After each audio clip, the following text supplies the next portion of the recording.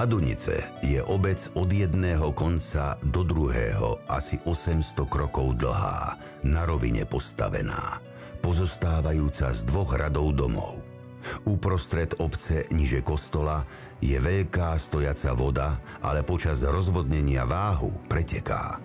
Kostol je uprostred obce, vedľa Krajinskej Hradskej čelom oproti jednému a svätyňou oproti druhému radu domov obrátený, vzdialený od fary asi na 20 krokov. Domy sú postavené tak, že farár za 4 hodiny pešky môže od jedného konca k druhému dôjsť. Celú obec kolom dookola obísť môže za 3/4 hodiny. Počet obyvateľov je 790 duší. Pravda, že dnes je všetko inak, ako môžeme čítať v topografickom opise Maduníc z kanonickej vizitácie z roku 1788. Zmenila sa obec, charakter chotára, životy ľudí, ich zvyky, ich domy, ich odev, aj kultúra. Madunice sa rozprestierajú v prekrásnom kraji na považí takmer uprostred medzi Piešťanmi a Trnavou. Píše sa o nich už v roku 1113, vtedy ešte pod názvom Medenc, v darovacej listine kráľa Kolomana, ktorý obec daroval do držby kláštoru svätého Hypolita v Nitre. Aj názov obce pravdepodobne súvisí s riekou Váh, pretože je odvodené od rastliny madunica, ktorú môžete ešte aj dnes nájsť na vlhkých a mokrých miestach neďaleko Váhu. Odvtedy prežili obec i jej obyvatelia viacerých pánov. Poslednými z nich bola rodina Erdédiovcov, ktorá sídlila na zámku v nedalekom Hlohovci. Krásnym a žírnym údolím Váhu viedli odbočky pradávnej obchodnej cesty od brehov Dunaja po Balt. Tadiaľ to tiahli rímske légie do Trenčína. Váh bol aj veľmi dôležitou tepnou pltníkou pri splavovaní dreva. V tomto údolí ležia Madunice, z ľavej strany chránené inoveckými vrchmi, ľudovo nazývanými Koplotovské, smerom na západ od dediny sa tiahnu malebné háje a lesíky. Obec sa však do histórie zapísala vďaka najväčšiemu básnikovi Bernolákovskej školy, katolíckemu kňazovi Jánovi Hollému, ktorý tu strávil takmer 30 rokov. Po veľkom požiari, ktorý postihol Madunickú faru v roku 1843, odišiel takmer slepý dožiť k svojmu priateľovi Martinovi Lackovičovi na Dobrú vodu, kde sa uskutočnilo aj slávne stretnutie Štúra, Hurbana a Hodžu, ktoré sa do histórie zapísalo ako neoficiálne uzákonenie spisovnej slovenčiny. Pôsobenie básnika Jána Hollého dodnes pripomína fara aj s pamätnou izbou, kde sa o kniežati slovenskej poézie aj o našom spisovnom jazyku dozvieme všeličo zaujímavé. Do 18. storočia bola v obci iba kaplnka, ku ktorej bola v roku 1728 pristavená chrámová loď a v roku 1758 aj väža. Dedinu v blízkosti Váhu sužovali časté povodne. Jednu takúto prestál aj kostol, kedy podľa kroník voda vnikla aj do kostola až po výšku 95 cm a zničila kostolné lavice, oltáre, skrine a podlahu.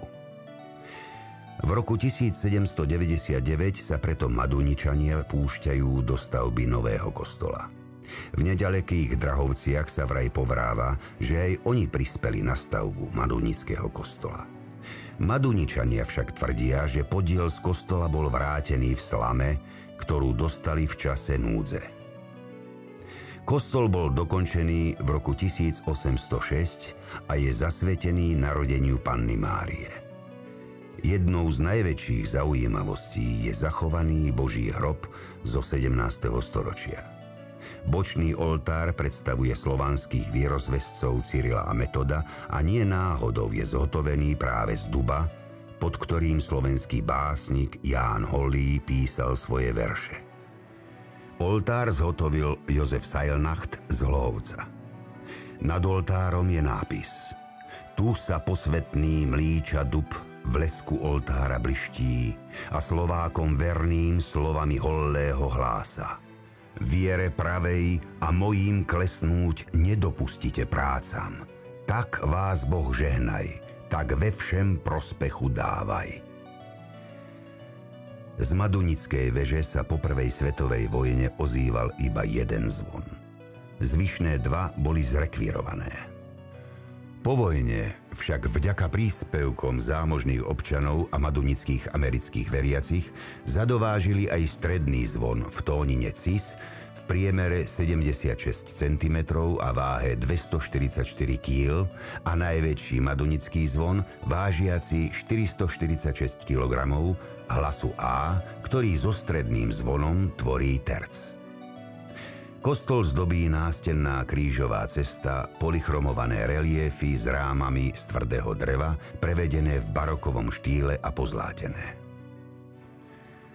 Do kostola prichádzajú návštevníci aj turisti z celého Slovenska, aby sa poklonili pamiatke Jána Hollého.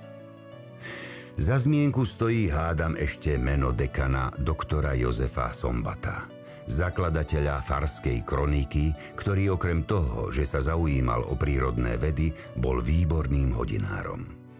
Zaslúžil sa o množstvo opráv i zariadení vežových hodín v širokom okolí. Dokonca pomáhal aj pri oprave pražského orloja. Od svojich veriacich za opravu hodiniek nikdy nebral peniaze a venoval sa aj ochotníckemu divadlu. Pochovaný je na miestnom cintoríne. Okrem kostola a fary sa Madunice píšia viacerými sochami a krížmi. Rovno pred kostolom je kamenný kríž z roku 1806, osadený pri príležitosti z tého výročia posvetenia kostola. Na ľavej strane sa môžete pokloniť soche svätého Jána Nepomuckého z roku 1811, ktorá sa píši železnou ohradkou zhotovenou madunickými majstrami. Ba aj hasičský zbor má v obci Madunice svoje opodstatnenie a históriu. Hasičský kríž dal postaviť v roku 1898 na česť a chválu Božiu spolok ohňohasičov. Uprostred dediny vidíme súsošie postavené obcov v čase Jána Hollého s nápisom Svätý Floriáne, Svätý Róchu, Svätý Vendelíne, na prosbu našu nech nás oheň, mor, pád lichvy mine. K tomuto súsošiu sa konali 3-krát do roka procesie. Uprostred peknej záhrady pred kostolom stojí socha Jána Hollého v nadživotnej veľkosti z Horického Pieskovca. Aj tou si Maduničania chceli uctiť svojho niekdajšieho slávneho kňaza. Pri vchode na cintorín je pomník padlým vojakom v prvej svetovej vojne.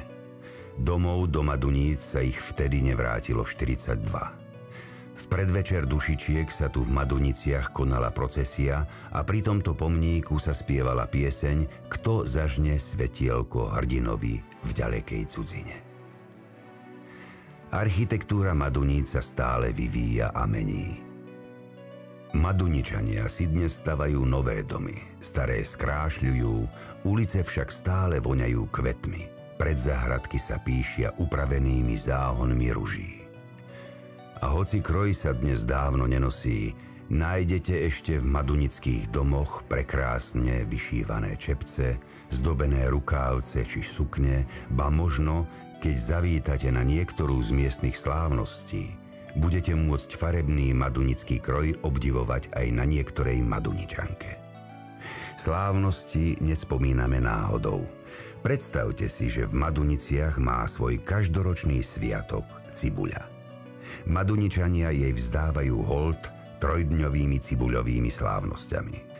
Prednedávnom šikovné madunické viazačky cibule zapísali aj do Guinnessovej knihy rekordov, lebo sa im podarilo upliesť najdlhší 163 metrov dlhý veniec z cibule. Sviatkom sú aj každoročné medzinárodné súťaže v love rýb udicov. Prekrásne prostredie v okolí Váhu a Madunický kanál je pre rybárov doslova rajom. Od povodní dnes Madunice chráni vodná elektráreň ako súčasť Vážskej kaskády a ak vás nohy zavedú až sem, Zistíte, že príroda pri Váhu je naozaj úžasná a možno nie je len rajom pre rybárov, ale môže pôsobiť aj ako balzam na dušu. Časy sa zmenili, ale malá obec na Považí, Madunice, na minulosť nezabudla. Naopak, pripomína si ju, stará sa o svoje pamiatky, ostala verná aj svojim tradíciám, no a vytvára aj nové. Neveríte? Vyberte sa niekedy do Maduníc a ich okolia. Uvidíte, že je čo obdivovať.